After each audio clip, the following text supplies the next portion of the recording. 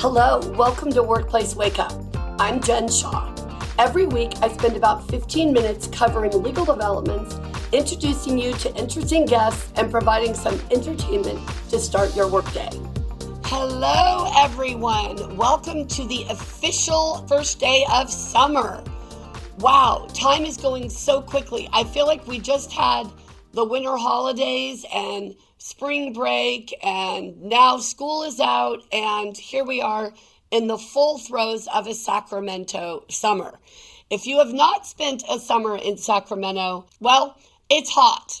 A little too hot for me. I try to get to the coast as often as I can, but I know for some folks it's perfect. It is hot and dry, so no humidity, which is nice.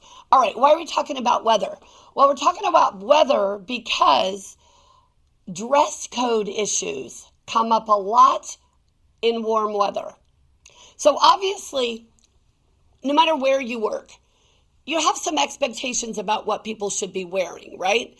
Even if you run, a gentleman's club or a yoga studio or a fitness center where people may be wearing fewer clothes than they do at an office, you're still thinking about what you want your employees to be wearing. And sometimes there's a theme, like if you're a Disneyland fanatic like I am, I love it that when I go to the Tom Sawyer canoe ride, they're all dressed like Davy Crockett. And when I go to Star Tours, they're all dressed in a very sort of intergalactic costume. So there may be a theme to what you want people to wear, or it may just be practical, all right? And one of the things that comes up for us in our law firm when people interview with us is, well, what's the dress code? And I'm sitting here today recording this podcast in flip-flops and a pair of jeans and a comfy t-shirt. And because we're not in the courtroom every day, we tend to have a pretty relaxed dress code. Even so, I have had to remind people, hey, wearing jeans doesn't mean you wear jeans with holes all over them, like that you would wear, for example, when you're cleaning out the garage. Or when I say where you can wear comfortable clothing, that doesn't mean you wear your sports bra with no t-shirt and leggings without appropriate undergarments. We are in an office, right? I think a lot of employers have struggled with this issue of dress codes, and we don't even call them dress codes anymore, right? Well, this is our business casual expectation, or when you work here, we'll give you a couple of t-shirts with our name on them. Remember that there are wage and hour issues that come up with what people wear, right? If you require someone, for example, to wear blue pants, and you tell them, I want you to wear blue khaki style pants, you're going to have to provide those. When you require a specific design or material or item, you may have to provide those to your employees. But one of the things that can be very challenging is in the summer when it can be hot and people are often planning things right after work because it's light later, right? So that they have a chance to go ahead and plan activities that are going to happen right after they get off work. They will often think, well, I'm just going to save time and wear my shorts and my tank top to the office because we're going to go out to the river after, and so that just makes sense.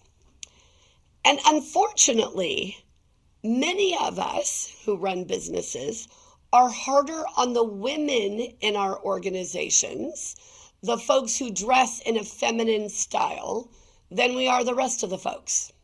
So we often have rules or dress codes for folks who are dressing in tank tops or, sundresses with little straps or strapless shirts.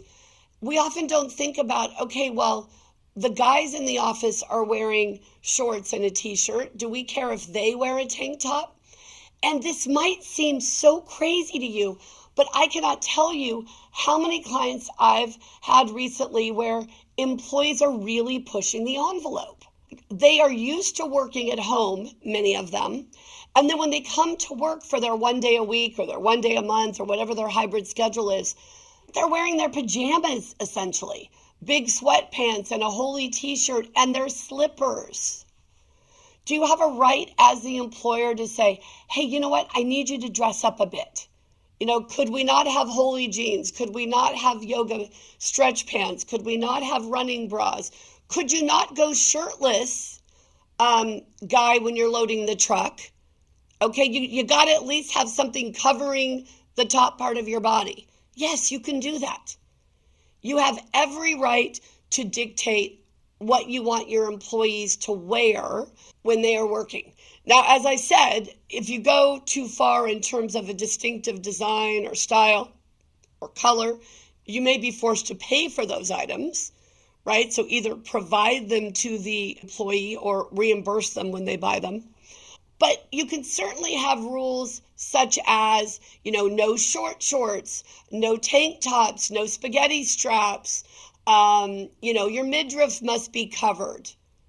And we work with financial institutions who say, you got to be covered to your elbow, right? And people complain about it like crazy, but they're allowed to do it. You're allowed to say, look, you can't have your upper arms bare. You can't have too much cleavage. You can't have, flip-flops. You have, you work in a manufacturing facility. You got to have closed-toed shoes or even steel-toed boots.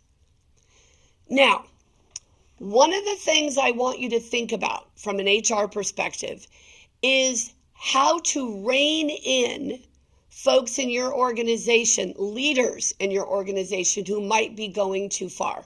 Some of you might remember years ago, the Sacramento District Attorney's Office got in a bit of trouble because one of their lawyers was coming to work in some pretty short skirts. It was a suit, but it was a very short skirt.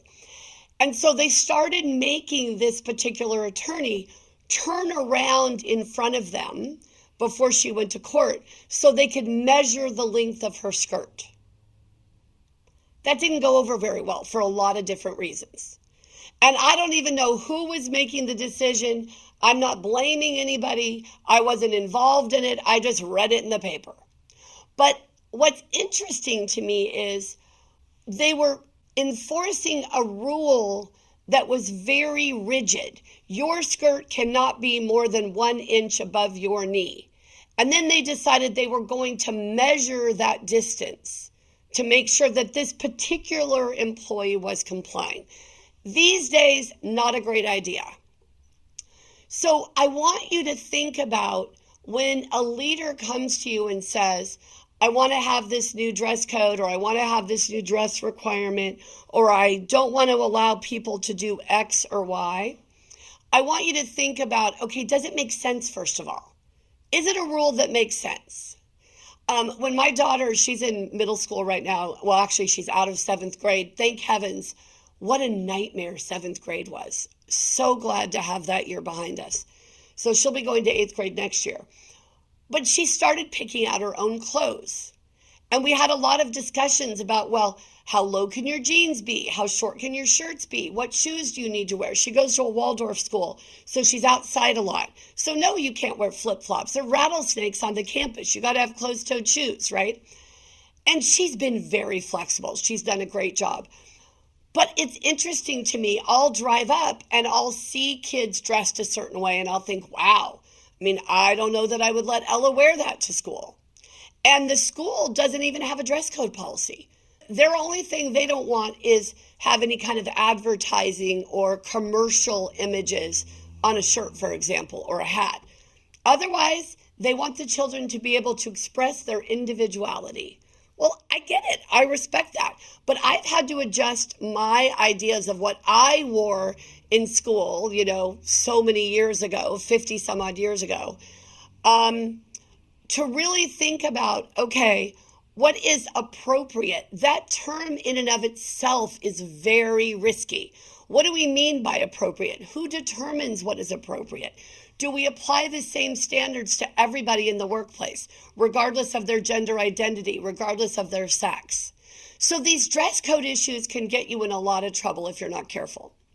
So as an HR professional, I want you to think about the best way for you to provide guidance and best practices to your internal clients. Or if you're an HR consultant or an employment lawyer, to your external clients, right? Think about, number one, what makes sense? You may have different requirements for different people in the organization because their jobs require that they do different things. And again, we talk about this a lot. It's fine to have a different rule for two groups. The key is that you have a rule that makes sense, a rule that is based on what their job functions are. Are they going to meet the public? Are they going to be in a back room all day? Those kinds of things can certainly make a difference. The other thing to think about is how you're going to enforce the rule. Are you going to measure somebody's skirt length? Probably not a great idea. How are you going to decide what is appropriate? So I'll never forget this call I had from an HR person at one of our clients several years ago. I picked up the phone and she whispers in the phone, "Jen, it's me." I said, "Oh, hi, what's going on?" "Well, we have an employee today, our receptionist. She's wearing a white t-shirt and white pants." I said, "Okay." "And she has nothing on underneath." I said, "Well, how do you know?" She said, "I can see everything." I said, "All right, so what are you going to do?" "I don't know. I'm hiding in my office because I'm not sure what to say, so I wanted to call you." I get it. It feels weird to say to someone, "Hey, you're not wearing appropriate undergarments. You've got to go home and change your clothes." But you gotta do it, right? Because you can't have her wandering around the office all day with everybody staring at her. So we talked about how she could do it and some talking points, and we decided, okay, we're going to have a discussion with her. The employee was really upset because she said, "This is how I express myself. I don't like to wear undergarments because I feel like they're too binding." Okay, I get that, but we work in an architectural firm. You're the receptionist. You're the first person at the front door.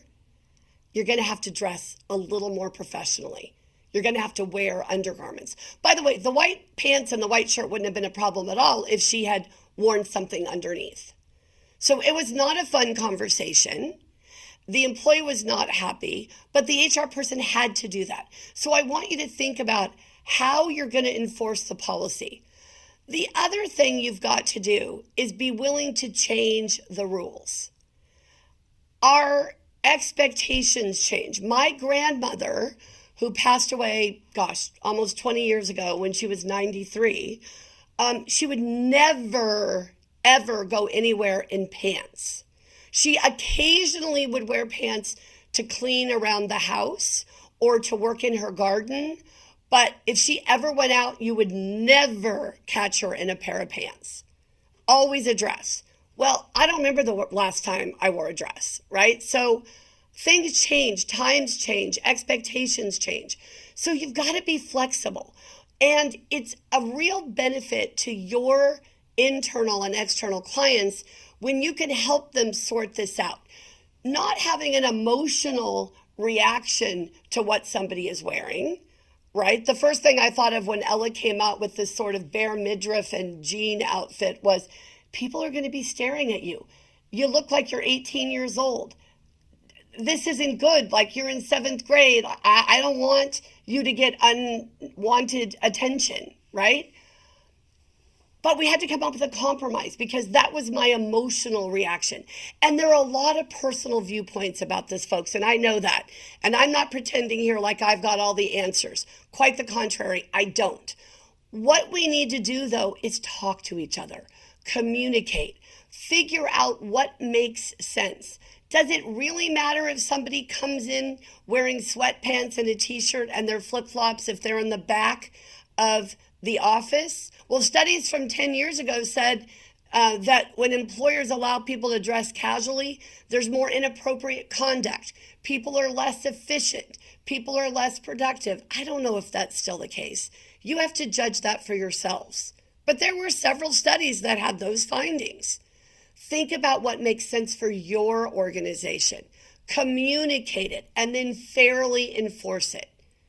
That's your role in HR every time, right? Come up with ideas. Collaborate to find the best solution for your organization. And then don't be afraid to be the person who has to put the hammer down, right? And say, look, that's just not how we do it here. Not saying it's easy, but as we all know, in HR, the job is not always easy. It's tough. There are challenges, and dress codes are certainly one of them. Thank you all for joining us, everyone. Have a great rest of your day. If you enjoyed this episode and would like to spread the word, please share it with others, post about it on social media, and/or rate and review it. Of course, you can also follow us on LinkedIn, Facebook, and Twitter, and email us at info@shawlawgroup.com. Workplace Wake Up, including its guests and hosts, do not provide legal advice in this podcast. Do not act upon any of the information discussed in this podcast without consulting a licensed attorney in your jurisdiction.